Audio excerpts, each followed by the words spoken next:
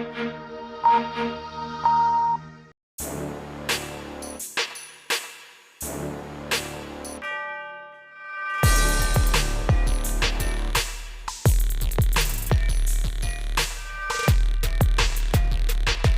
समुंदर पार हिंदी को लोकप्रिय बनाने और जन जन तक पहुंचाने के लिए तमाम लोग प्रयास कर रहे हैं और इसके लिए इनको सफलता भी मिल रही है।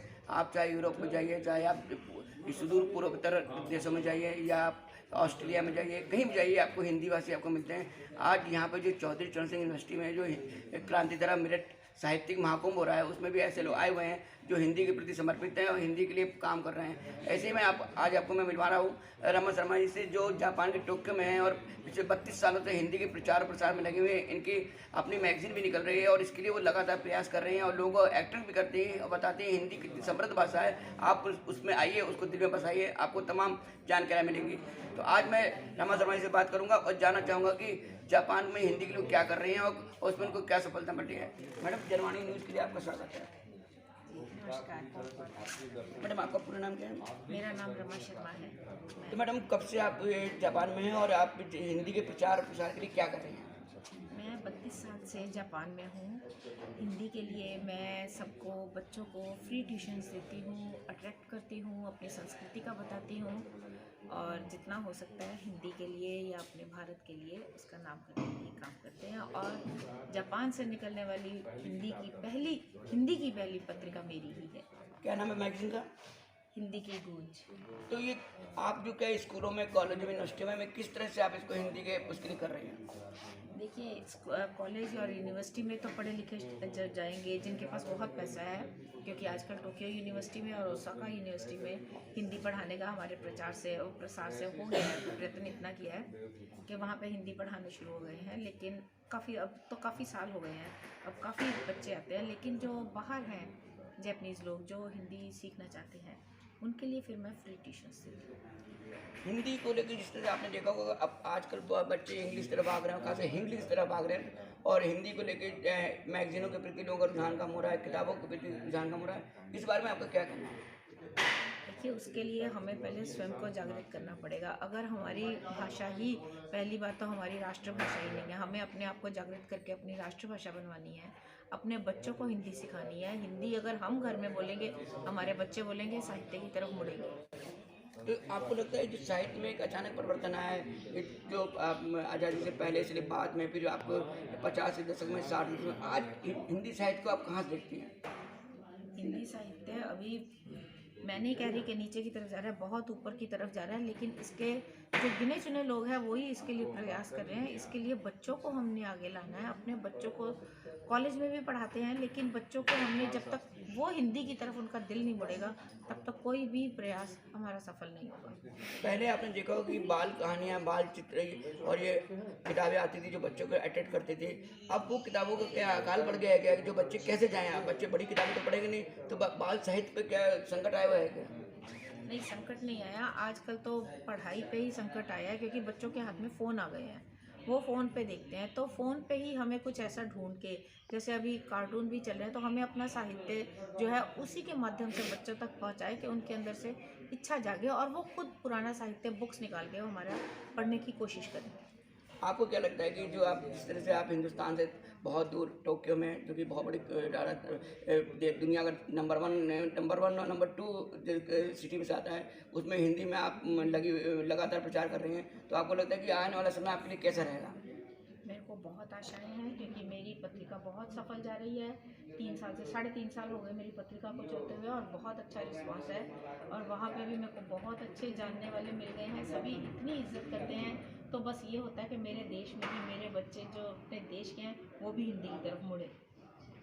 आपने भी देखा कि रमा शर्मा जी, पूरा उनका कहना है कि हम इस तरह से प्रयास कर रहे हैं, बच्चों को साहित्य की तरफ लाना चाहिए, घर में हिंदी बोलना चाहिए, समाज में हिंदी बोलना चाहिए, बच्चों को बताना चाहिए हिंदी राष्ट्रभाषा है और हिंदी को अपनाएं, हिंदी को शर्म महसूस ना करें और भाषाओं का सम्मान करें, लेकिन हिंदी अपनी माँ की भाषा है तो माँ की भाषा का सम्मान करें। मेरे साथ इस वक्त नेपाल से जो आए दीनानाथ पोखरे साहब आए हैं और वो हिंदी के प्रति वो समर्पित है, हिंदी की सेवा भी कर रहे हैं और नेपाल में हिंदी के प्रचार प्रसार के लिए वो लगातार प्रयास भी कर रहे हैं। पहले वो अध्यापन का काम करते थे, आजकल वो हिंदी के प्रति पूरी तरह समर्पित हैं और मैं उनसे जानना चाहूँगा हिंदी को लेकर।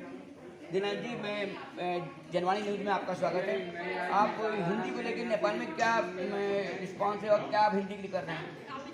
अच्छा, धन्यवाद आपको इस प्रश्न के लिए।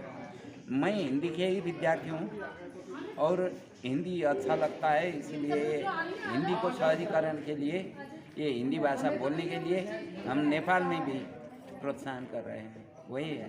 तो हिंदी को आप क्या वहाँ पे किस तरह का प्रचार कर रहे हैं? कॉलेज में, यूनिवर्सिटी में, या किस तरह कोई मैगजीन में, अखबार में?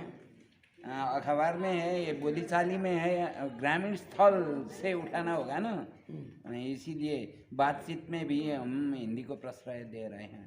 तो हिंदी के प्रति क्या लगता है, क्या रिस्पॉन्स है आपका, क्या लोगों का रुझान क्या है? हिंदी तो बहुत बड़ी भाषा है, इसमें लिखने और बोलने में कुछ समस्या तो है, लेकिन हम बोलते हैं एक, लिखते हैं दूसरा, ये समस्या है। मुंह से जैसे वचन निकलती है वही लिखने से बहुत सहज होता है, वो नहीं, वो संस्कृत में है, जो लिखते हैं वो बोलते हैं, इसीलिए वो वैज्ञानिकता है।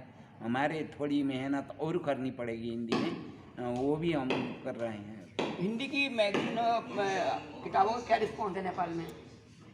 वो पढ़ते हैं, जो समझ में लेता है वो पढ़ता है। वहाँ पे क्या जैसे टेलीविजन सीरियल्स हैं, फिल्में हैं, उनके माध्यम वो से चलता है, उसकी माध्यम से भी बहुत प्रचार प्रसार है। हिंदी टेली सीरियल तो बहुत चलता है, हिंदी सिनेमा चलता है नेपाल में, पुस्तक भी चलते हैं, पढ़ने वाला भी है, बहुत है ना।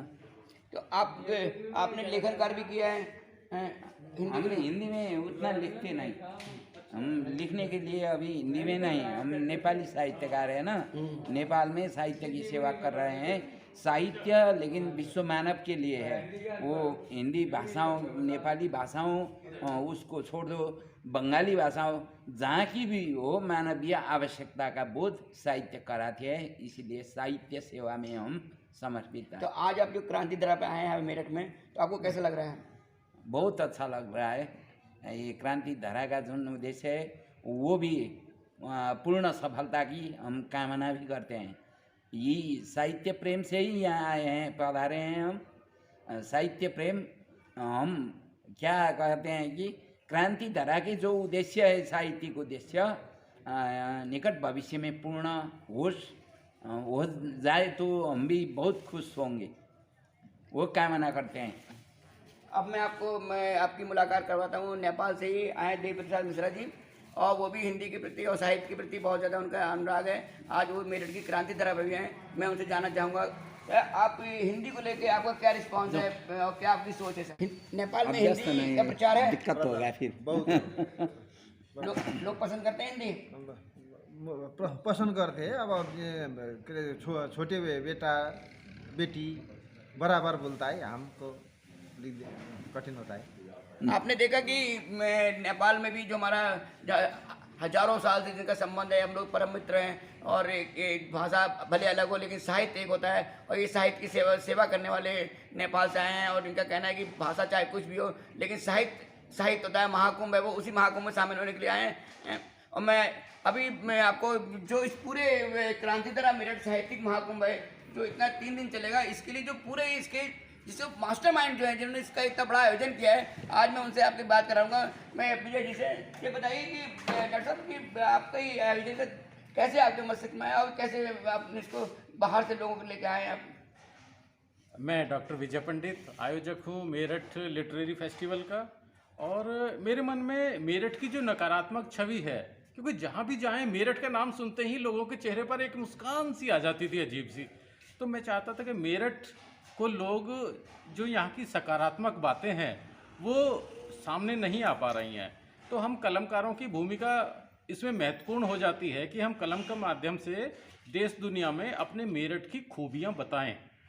तो वहाँ से एक शुरुआत हुई थी कि हम मेरठ की सकारात्मक पहचान और एक वसुधैव कुटुंबकम का संदेश मेरठ की धरती से एक बार देश दुनिया में दें। तो इसका यही उद्देश्य है, लोगों को जोड़ना और प्रेम का संदेश देना। तो इस साहित्य को लेके जो आपने देखा कि आजकल साहित्य को लेके लोगों का रुझान भी कम हो रहा है, और इसके पीछे डिजिटलाइजेशन भी बता रहे हैं आपने। एक बार पहले आपने प्रोग्राम भी ऑर्गेनाइज किया था कि डिजिटल क्रांति के कारण लोग किताबों से दूर जा रहे हैं। तो आपको क्या लगता है इस तरह के आयोजन कितने लाभकारी हैं? बहुत लाभकारी हैं। ये सीधा किताबों से जोड़ते हैं, पुस्तकों से जोड़ते हैं, और पुस्तकें बेशक मोबाइल पे कंप्यूटर पे पढ़ी जा रही हैं, लेकिन जब ऐसे कार्यक्रमों में हमारी नई पीढ़ी और पुराने लोगों का सामंजस्य होगा, मिलना जुलना होगा, और तभी उनकी रुचि भी बढ़ेगी किताबों में। तो ये मेरा उद्देश्य है कि लाभ होगा। तो आज आपको क्या लग रहा है कि जो आपके 3 दिन का आपने मेला लगा है, जी। तो ये आपको इसमें हर वर्ग के लोगों को आप बुला रहे हैं, हर फील्ड के लोगों को बुला रहे हैं आप, तो इसमें क्या मैसेज देना चाहेंगे आप? इसमें यही मैसेज है कि साहित्य के माध्यम से हम देश दुनिया में वसुदैव कुटुंबकम का संदेश दें, और पुस्तकों से जो दूरी कहीं ना कहीं डिजिटल क्रांति से बनी है उसको दूर किया जाए। अभी आपने देखा कि जो 3 दिन का साहित्यिक महाकुंभ शुरू होने जा रहा है, डॉक्टर विजय पंडित का साफ साफ कहना है कि हम ही चाहते हैं कि लोग किताबों की तरफ जाएं, साहित्य के प्रति जाएं और लोगों की नकारात्मक सोच खत्म करें, पॉजिटिव में आएं, और खासकर डिजिटलाइजेशन के कारण जो किताबें जो लाइब्रेरी में और घरों में कैद होकर रह गई, लोगों के हाथों में आए, लोग उनको पढ़ के आगे बढ़ें। इसके लिए 3 दिन का ये महाकुंभ आयोजित किया गया। आज पहला दिन है और उम्मीद की जा रही है कि जो जिस तरह से विदेश से भी लोग आए हैं, यहाँ भी पूरे देश से जहाँ जहाँ के लोग बुलाए हैं, एक से एक विद्वान आए हैं, लेखक आए हैं, साहित्यकार आए हैं, बाद में पत्रकार भी आएंगे और भी लोग आएंगे। तो इसका उनका मानना है कि ये आयोजन आने वाले समय में समाज को साहित्य के प्रति दोबारा जोड़ेगा, जो अभी फिलहाल डिजिटलाइजेशन के कारण थोड़ा दूर जा रहा है। कैमरामैन विकास गुप्ता के साथ ज्ञान प्रकाश रामायण।